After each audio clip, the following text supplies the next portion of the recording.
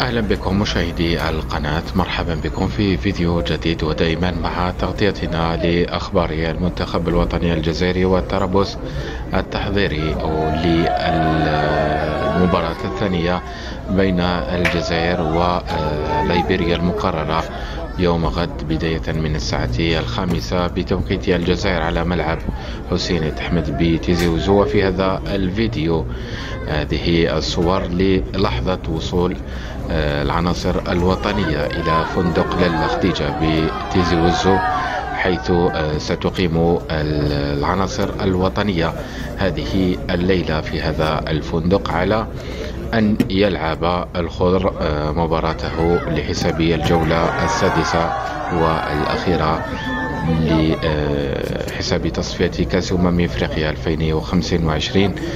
لتذكير، ورد قبل قليل فقط وفاة اللاعب السابق للمنتخب الوطني الجزائري عبد الحميد مراكشي، المهاجم السابق للفريق الوطني رحمة الله عليه. إنا لله وإنا إليه راجعون. رحم الله فقيد الكرة الجزائرية. إذا كما قلت، هذه صور وصول العناصر الوطنية إلى مدينة تيزي وزو. شكرا لكم على المشاهدة، إلى فيديو آخر بحول الله.